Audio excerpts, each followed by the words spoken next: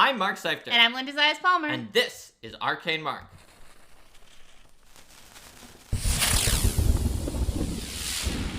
Hello, everybody. Hi, welcome to Arcane Mark. Welcome to our show, Arcane Mark, where we will be talking about classifying creatures. Now, before we can classify creatures into different subcategories of creatures, we must classify what is a creature, what is not a creature.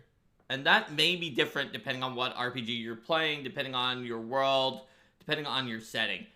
Generally, in most RPGs, creatures are a relatively autonomous, but not always, mobile, and can move from square to square on the map, or hex to hex, or just whatever. When you don't have a grid, just move around, but not always. Mm-hmm. Many of them are alive, but not always. Yes. So, creatures is sometimes a little bit tricky. There are also hazards, especially in Pathfinder 2. Complex hazards and creatures can really blend together, because a complex haunt and incorporeal undead are not always that different from each other. Or, like, for example, if you have a room that has all sorts of things moving around that are mechanistic, how does that differ from a construct enemy that might be attacking you? Or to use a Linda example, if you are doing Fistful of Flowers and there's a deer that's chewing on your leaves, that could be an animal, but it's actually a complex hazard. So in that case, the difference is more based on how you are expected to approach the challenge. A thing that is a complex hazard is something that you might be able to remove with some skill checks as sort of the expected way, and maybe there's a way to smash it too. But the fact is that there isn't necessarily a clean line between the two in terms of theme. So it's more about the mechanical implementation in some of those edge cases. So we can compare this and contrast it to the kinds of classification systems that are used for living things in the real world. That's right. And there's also not just hazards, there's also living things that are not creatures. Yes. For example, plants. There are plant creatures, but there are also non-creature plants, which is a rules term in Pathfinder 2, that are just like, this is not a creature, it's literally some grass. Yeah. Or a dandelion. And some of those might be represented as environmental conditions or hazards. They may be represented as, this area has difficult terrain because there's tall grass, or, the visibility is obstructed because there is grass. But generally, when you're looking at creatures, you're looking at things that have or could hypothetically have a creature stat block. That's right.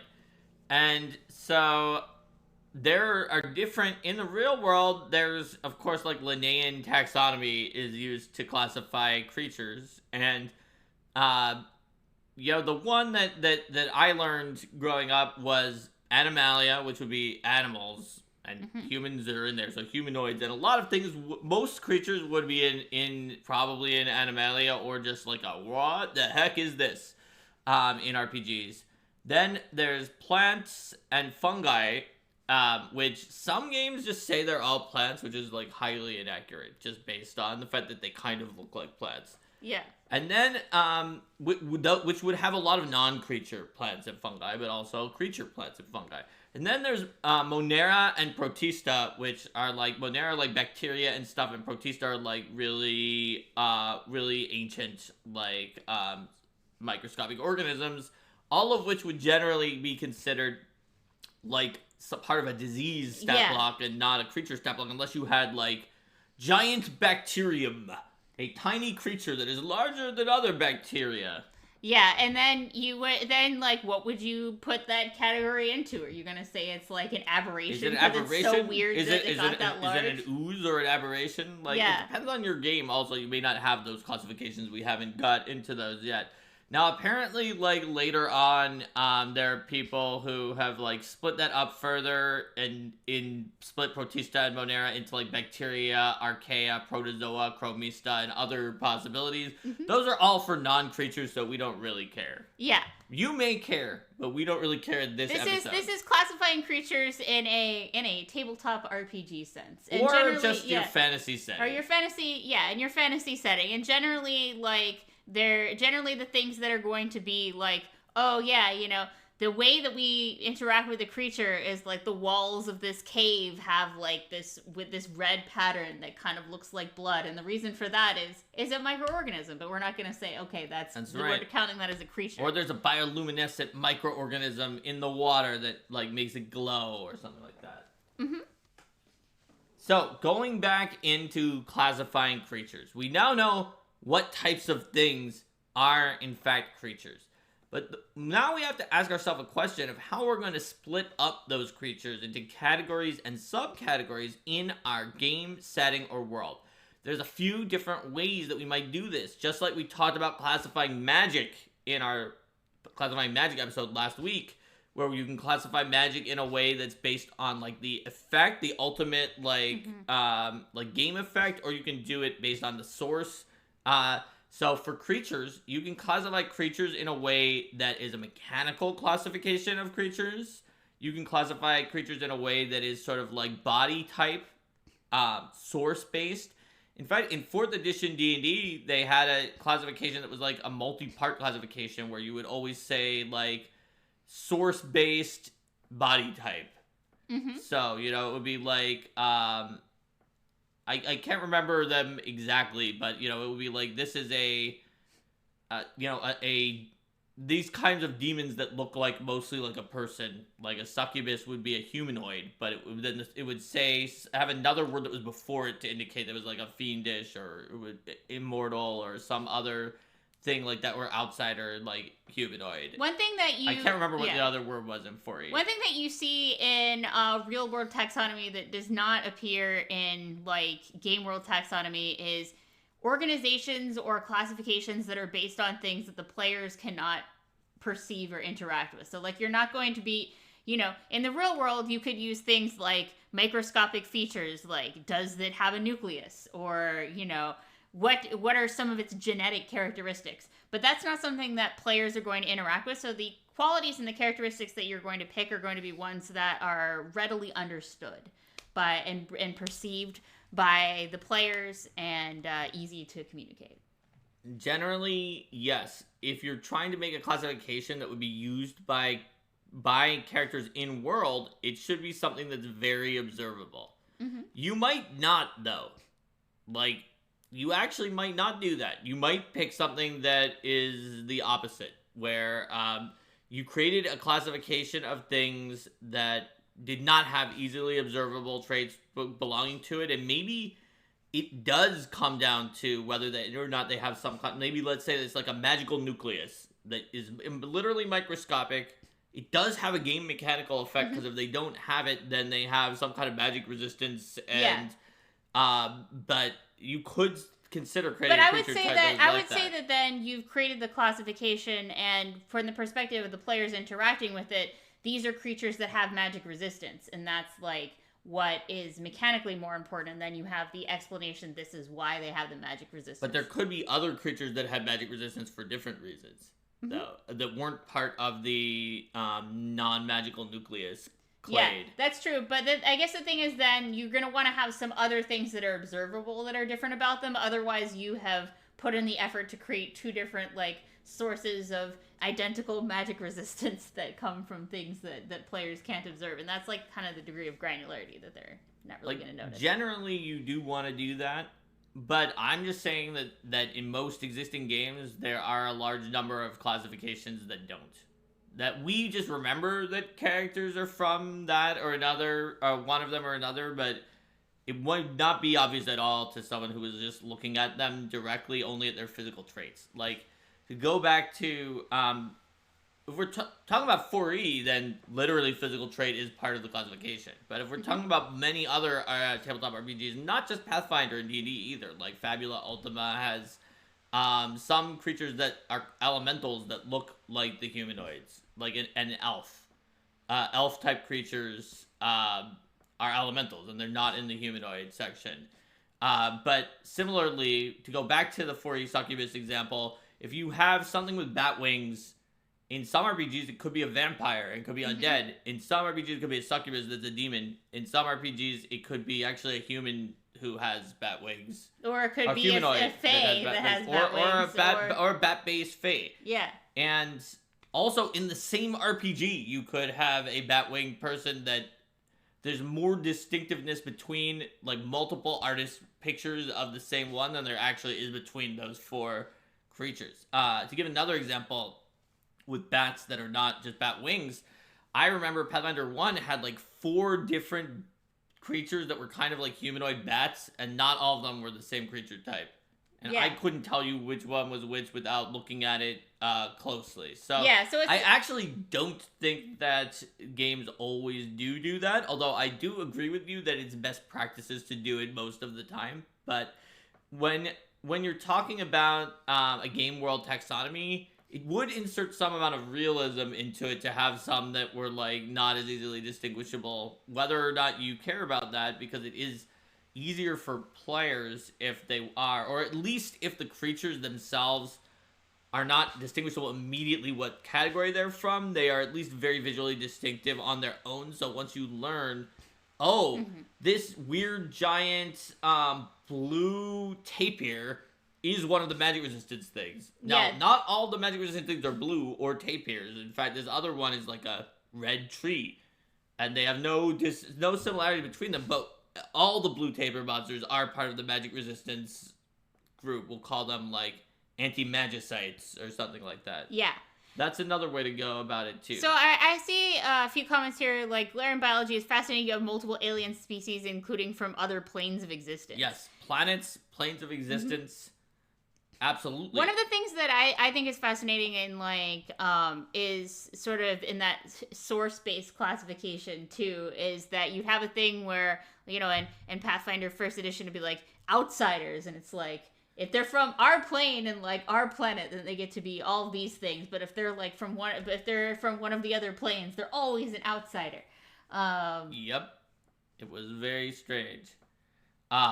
It's very Galarian-centric. Yes, a very Galarian-centric classification. Except that it was not just source-based, it was also mechanically effect-based, too, in a weird way. So it was just like, if you tried to set a campaign that was on, like, a different plane, it weirdly made certain things with mechanical effects kind of bizarre, where it's like, if you're good against humanoids, well, too bad, because now you're on this plane and everything's an outsider. Yeah. Whereas, like, the, in the second edition system where it's like, oh, yeah, you know, this creature is a fiend, and that represents more, okay, like, they are tied to the essence of a plane that is importantly, you can have fiend and beast, or fiend and animal, and just be like, yes, this is a fiendish animal. It's both. Whereas in Pathfinder 1, it would have to be either an animal or an outsider. And I saw a question here saying animal beast is a tricky classification in Pathfinder 2. So it does have a very clear-cut distinction in Pathfinder 2. So a beast is something that kind of looks like an animal, but is smarter than an animal. That is what a beast is in Pathfinder 2. Yeah. So a beast then is more likely to have like some kind of a magical power. It doesn't or have unusual to. It thing. can have it's no more magic. Likely to, they said. It is more likely to. Mm-hmm. It is. But it could animals just be rarely smarter. do, because a lot of them are based on real world animals that didn't have it, but they can have a magical effect because they are the animals that are in this world that has magic. But beasts are always smarter than animals. They have a -3 or better intelligence. So you're gonna see with animals, like a lot of settings will just literally use same animals that we see on Earth because it's a very easy way to commute, or like giant or blah blah blah. Or people are asking if hogs, cats, dolphins, and monkeys are beasts. No, because they have usually -4 int, and some of the animals have -5. But if they have -3 or above, then they're a beast. That's just kind of how it goes. That's in Pathfinder 2, though. You could classify beasts in different ways in different games. In fact, 5e just kind of makes everything a beast that's an animal as well, if I recall correctly. I've been playing so many games that it is hard to remember exactly which one is which. But you're usually going to have some kind of classification like beast or animal or something like that that is similar to animals in the real world as a classification, and they are generally going to be less bizarre and supernatural in nature and more relatable to familiar experience. And then you'll usually have some kind of a plant monster classification if your game has plant monsters that are going to that can attack you, that are going to be okay. You know, these creatures are, you know, just like how real world plants are green and have chlorophyll, you know, generally you're going to have them being like, this is the tree monster, this is the thing, vine monster, things like that. They're generally based on real world plants. Typically also based on game mechanics, setting, and metaphysical stuff in your setting, you'll have a few other types. For example, constructs for something that was just built, that's a golem or robot or something that's non-living, is built by someone else. You'll also often have undead for something that has been come back from the dead and is usually like malevolent and feeds upon the living in some way. You also often have some kind of classification for like fundamentally evil being, whether it's like these are the demons or the devils or things like that, or these are like the void beings, or like these are, you know, the fiends, or these are whatever. That is a classification of things that is like, it's gonna be in that category of always okay to punch, and right. always behind villainous schemes, because a lot of times in tabletop RPGs it's valuable to have things that are like, yep, you know, these are. But some settings you might not classify those out of just anything that comes from another plane. Like you just might have a type that's like for otherworlders or extraplanar, and be like, yeah, there's also angels, and they're the same type of creature, and they're just as unknowable in this setting, and they're just as likely to burn your entire town, but they would say it was for the glorious righteousness of the celestial realms. Mm-hmm. Where the demons would say, I love burning things. Yes. There's a question, is there a big distinction between devils and demons in Pathfinder? Yes, there is. Devils and demons are separate because of the fact that demons are born of mortal sin in the abyss. That is their strength, but also their weakness. And they're basically congealed mortal souls that sinned, and they're chaotic evil, so they represent like just releasing and indulging in that sin, whereas devils originated from at first, like they do come from mortal souls some nowadays too, but like some of the first devils fell from above. They have a rigid, structured, lawful hierarchical society where each devil, instead of having a power and a weakness based on their sin, are like have good resistances, maybe not as much initial hit points and stuff, and then like a power based on their place in the hierarchy. So like ice devils are hell's tacticians, so they have a Poseidon tactician ability, and like the spine devils guard the vaults of Erebus, the treasure vaults of hell, so they have like a warden of Erebus ability to help them guard treasure vaults and other things like that. So they do have a pretty significant difference. And Rico said that they have a running joke at Abomination Vaults where one character keeps mixing up devils and demons because of a crit fail. Well, you know, in our Hell's Rebels game, my character was raised by Faye, and she only has nature. And so basically what she's learned though is everything that kind of looks like vaguely like that is a devil, because everyone keeps saying these are devils and then telling her not to use fire or poison or whatever. So we recently encountered a demon, and my character was like, "You devil, we will destroy you." And she was like, "I'm not a devil." It's like, "You're obviously a devil. You have those kind of wings and stuff." Then later, her party members were like, "No, Faye, she's not actually a devil." But it was cool to let you rile her up during She got mad because she was a demon and she did not want to be considered to be a devil. But, like, that's just what Faye thought, because every time we came across something like that, people would say, this is a devil again, because we were in Cheliax, and they were always devils. Yeah, Kojo, it was talking about, like, you know, with the remaster and stuff, like, how things might change. You can still talk about, like, creatures or things like the origin with sin and things like that without using alignments, but alignments in this particular case give us a shorthand for how they've been used. I think that it's clear from Rage of Elements, which had a planar diagram, that at least when it comes to the cosmos of the great beyond, that those 9 aligned planes still do exist and still philosophically do stand for some of the things that they stood for before, just without lawful and chaotic existing. But yes, with holy and unholy existing. So Maelstrom is still the primordial chaos, even if there's not a chaotic alignment. There's no way that's going to change, and that they're going to be like, it's actually not that chaotic here anymore. And like suddenly everything came Axis into is perfect still the utopia of perfect order. They're not gonna be like, suddenly Axis was just like all chaos, and Maelstrom is actually very ordered because log chaos aren't in alignment anymore. I think they're still gonna be what they were, just without alignment. That's my guess.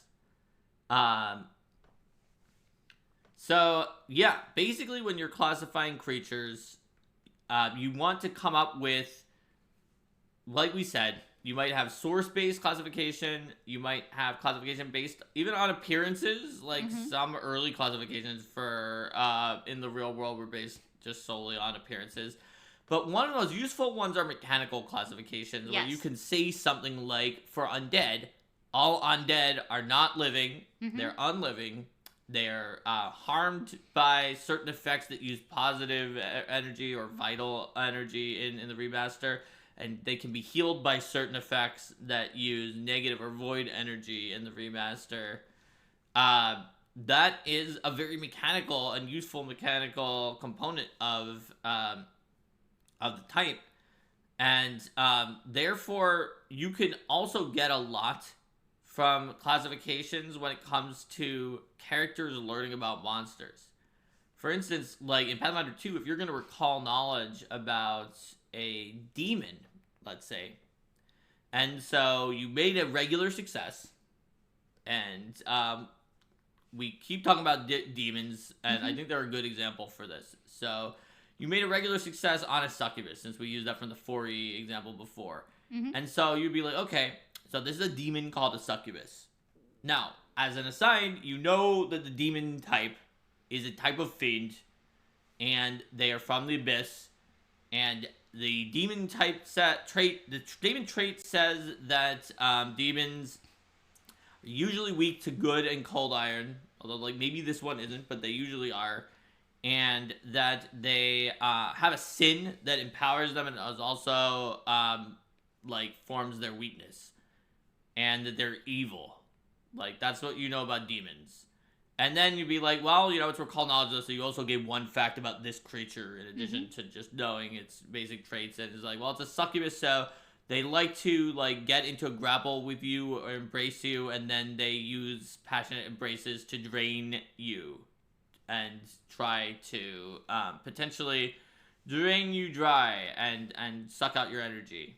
And so that might be what you learn there, and you can see that, like, actually more of the information that you learned directly, other than their fighting style, was specifically part of the trait, and then you know, if you continue to include that information in the recall knowledge, you know, you're kind of assuming that the characters know that basic classification, and you're reminding the players of that, and then they can familiarize themselves with it. There's also like it's not, you don't always have just like the top level classification. You have like sub classifications. Well, demon in this case is a sub classification of fiend. Yeah, and you so you also have things like, for example, you know, we were talking earlier about gremlins. I don't remember if that was before we started the YouTube section. I think it was. But you know, they're you have Fae, and then there's gremlins. Of Fae. And so they have they're a subclassification because they have certain traits that are in common. You know, they're small and mischievous, and they break things. Yep, absolutely. So you can have classifications that then have smaller subclassifications. You don't want to go like too deep in a tabletop RPG, probably. Like the number of levels that you want is ideally going to be like no more than 3, rule of 3, which Fae to gremlins to this specific type of gremlin is 3. So that would be like Fae, gremlin, Jenkins. Yes. Whereas you don't want to go whole kingdom, phylum, class, order, family, genus, species. Yeah. And now you might have like variants of the Jenkins that show up in your game. Like you may have you may this have is a like Jenkins bomber. Yes, exactly. But But, this then that's Jenkins not bomber like a... would still be considered to be a Jenkins by even Linnaean classification would say, since they can have children with the Jenkins hexer, they're still the same species. Or you might have something that's like, spore-infested Jenkins or whatever. So you're going to have, like, it's a Jenkins and then they learn something or, like, that something, or there's something that happened to them, or... Bob, a Jenkins NPC. Yes, but you're not going to have, like, a different, like, classification. And then a different NPC who's a vigilante named Mr. Jenkins. Mr. Jenkins the Jenkins. Mr. Jenkins is a vigilante who dresses up as a monster and tries to scare people away. And then they can be like, let's find out who this monster really is. Pull it up, Mr. Jenkins. And he said, yes. I would have gotten away with it too if it weren't for you meddling kids. Yes, you meddling PCs. So talking about, someone's talking about, like, zombie Jenkins in the... Now that might be an undead. That might be an undead, yeah, so that might be, like, So I think that in some ways, you also have, like, undead that it's, like, zombie and skeleton and things like that kind of operate in a different way because they're, like, take existing creature, animate its flesh or bones, and then here's what mechanically happens when you do that. Mm-hmm. Absolutely. And you have to make decisions, like, for example, when you turn something into an undead, like, which of its traits and categories does it keep, if any? Like, if you turn a humanoid into an undead zombie, it does not keep humanoid. But if you turn a dragon into an undead dragon, does it keep dragon? And if we look at Ravener, we find out that the answer is... Yes, it does keep dragon. Mm-hmm. Right? And if you turn an elf into a vampire elf, and it doesn't keep humanoid, but does it keep elf? Like, you have to make these decisions when you're deciding how your classification works, because in the real world, most animals, like, do not turn into a Monera or a fungus or something like that. And I think but in some a ways, fantasy setting, you can transform into a different classification. And I think in some ways, what can help answer that question is, what are the characteristics that you're trying to describe with that classification? If you have your zombie dragon and it's still keeping, like, very definitively draconic things, like, oh yeah, it still can, like, breathe a draconic weapon of flames everywhere, or it can still, like, fly around quickly and do all these other things that are definitively draconic, then it's more... That's a good point. Let's check Zombie Dragon. Does Maybe Zombie it's Dragon not a have dragon because it doesn't have breath weapon. No, it does have breath weapon. And it is still a dragon. Yes. There we go. What about skeletal dragon? Is there even a skeleton dragon? And is that one not a dragon? Drake skeleton, which is not a dragon. Yes. And it does not have breath weapon. So clearly we can see that at least in this example from Book of the Dead, where zombie dragon is a dragon, it has breath weapon, and Drake skeleton is not a dragon, it does not have breath weapon, although it does have draconic frenzy, Drake skeleton. Mm-hmm. So you're always going to have edge cases in any one of these classification systems, and then have to decide one way or another. Wormwraith is also a dragon. Yes. So this is a very interesting one because of the fact that it's a transformational classification. So it gets a little complicated there. And if you do create a very biased, like, material plane centric, this one planet centric, you could wind up with a situation where it's like everything for outer space is alien type. Yes. Not in Pathfinder 2, but you could do that. Everything from another plane is extraplanar type. And be like, really? Every planet, everywhere, everything is alien type? Everything from another planet is extraplanar type, and just only this one world that has 20 different types? Mm-hmm. But, like, maybe in terms of how rare the things in the other planets are, that it makes sense in your setting to do it from that your world centric. Although maybe you may want to consider making a type for each plane and a type for each planet to be like, these ones are from the planet where water kills them. So yeah. And so they have this type that is like hydrophobioid. Yeah, so they're hydrophobioids, but they can also be like a hydrophobioid animal or a hydrophobioid construct. These aliens are from the planet where somehow the common cold kills them and it doesn't make any sense. And they are known as achuioids. Mm-hmm. And everything from that planet is killed by the common cold. and they're known as achuioids, and Or they're different like from everything, hydrophobioids. yeah. And then this planet is this planet's temperatures are vastly higher, so people from that planet are immune to fire, and etc. etc. They're pyroids. Yes. That's a different type. Now, you could say they're all alien and then that, but the question is there something that's true about literally everything from that's outer not space from your that's planet, not yeah. true about your planet? And the answer is probably no. It just depends. If you're very much source-based and you consider the source of all of the rest of the universe to be so minor because they don't show up in your games, maybe you would. But if you're effect-based or mechanically based, you probably shouldn't create something that's just alien, because there wouldn't be any effect or mechanic that should really be shared and that isn't shared with people from your planet, because you're also from a planet. There was a question, have we encountered any emergent player side classifications? Where players just kind of create a classification for certain types of creatures and just lump them together, even whether or not they're creatures that are lumped together by the system? I don't know.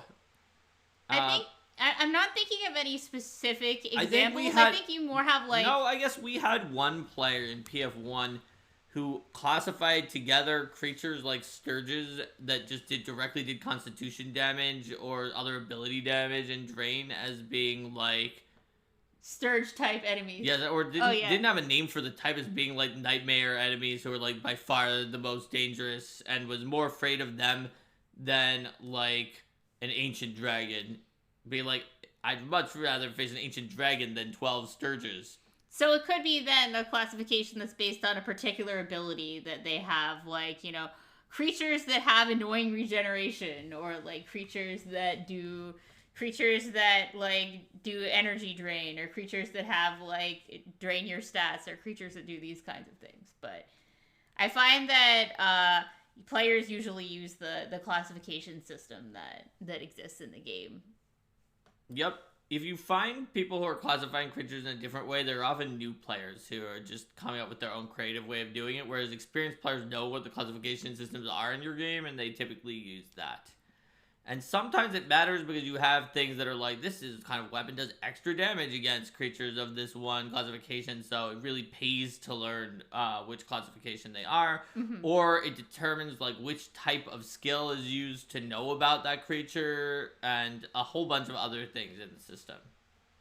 So I think that because of those reasons, generally, after they get familiar with the system, players are unlikely to come up with their own very distinctive classifications. Which, you know, can be a shame sometimes, but it also does help with a shared understanding of creatures. But also, like, if you did have a setting that had very broad classification types, and you noticed your player that you were coming up with on your own, and you noticed your player starting to group things together into smaller groups to try to grok them more easily, that may suggest that, you know, you have a 2 classification system, and you're just like, oh, there's undead, and this is specific undead, and players were grouping together undead based on, like, oh, you know, these ones don't have physical bodies, then maybe it would be useful to you then to add a grouping. Oh yeah, you know, incorporeal undead, like that's a useful grouping type to add. Yep. Add something called incorporeal or spirit or something like that. Yeah. And just sometimes there's just a lot of creatures that are similar, and you want to make a family for them. Like, I created multiple families in PF2 of Fae, the Nymph family and the Sprite family, which just, there were just a lot of little Sprite-like things that were not in a family, and a lot of, like, nymph-like things that are, like, embodiments of this particular natural feature. Mm-hmm. That even in Greek mythology, they literally all were considered types of nymphs. But they weren't a family in Pathfinder. And most of them got in there, although, like, due to some weirdness, Nereid, I think, came out and was not in that creature family, even though in Greek mythology it would be. Mm-hmm. So, yeah, there's lots of things you can do, and there's even more you can do, which is why there's a design desire if you're designing your own RPG and deciding how things are going to be classified or making your own setting. And so, like, the Nymph and Sprite are an example of when I was designing PF2 that we added those 2 families and classifications to the game. And Linda gave the example before of Outsiders being removed which was good overall, and it lets you use the word outsider to mean someone who's like not from around the town. Yeah. Be like, the people in this town are suspicious of outsiders, and be like, oh, they're suspicious of angels and demons. Oh my gosh, when you're just like, you're trying to think of what to call things. That's definitely an issue that you have, particularly when you're talking about treasure. It's like, relic, that means something. You can't artifact. Artifact. Oh wait, no, that means means something also. Yes. All right. Well, trinket. There we go. That means something now too. That means something now too. Yeah. Curses. Curio. There you go. What's trinket again? I don't think that means something. It doesn't. I'm Oh, okay. You were messing with me. I was like, what does it mean? What does it mean? Talisman does mean something, though. There are a lot of things that do mean something. Yeah. Let's see. With damage types, there's a question. With damage types, there's something you really shouldn't add a new type because it's not integrated with this system. Is there anything like that with creature types? There can be. If you make overall top-level types in a system that already exists, you may need to go to a bunch of places and do a little bit of surgery. And like, here's for example, if you had... Oh, yeah, go ahead. It is possible to make a type that didn't exist before, or that is, like, sort of a type. For instance, a brainchild, which is literally created by people thinking about it, which has mental and doesn't have other types.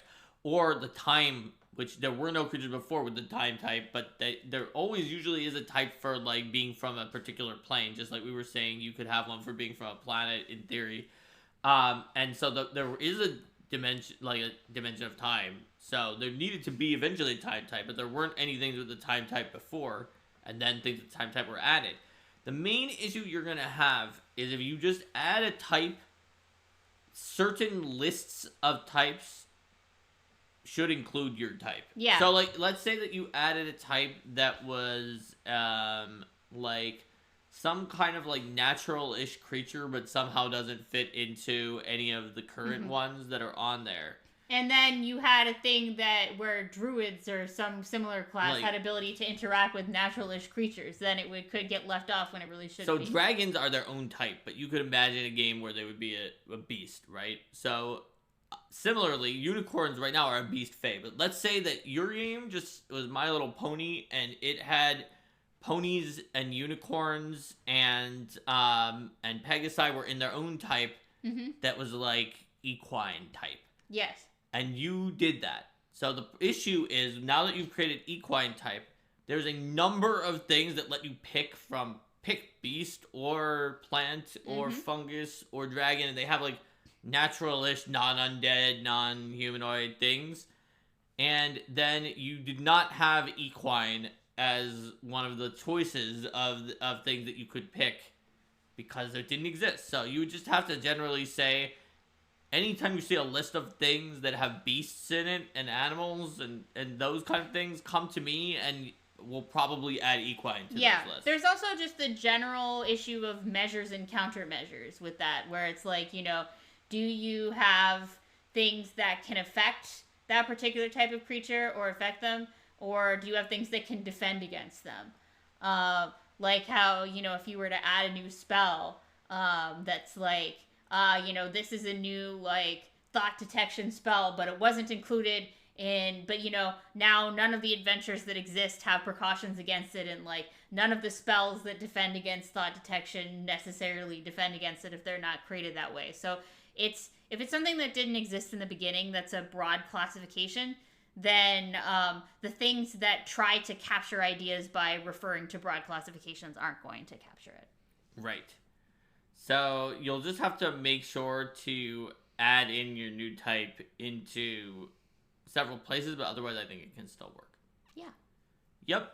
So that's basically what I wanted to say about making classifications and sub-classifications, some of which in a fantasy world change because the creature is transforming into some other type of creature. Maybe you're yeah, well, the other ones in Pathfinder we didn't talk about as much as, like, there's, like, oozes, which are sort of like it's a blob, and it's probably slow and has like a lot of hit points, but not so much in the defensive Oh, department. sure, an aberration. There are many Yeah. other types, but I didn't think that naming all the types was necessary to explain how to classify, because you can use those same principles to determine how you would classify creatures in your game, and to think about how the designers classified creatures in various games. Just to give another example, like there was weirdly a vermin type in some of the earlier editions of Dungeons and Dragons and Pathfinder 1 that was not animal, but that had some animals in it. Well, not even all of the animals that you might consider to be vermin if you hear the word vermin. Yeah. It was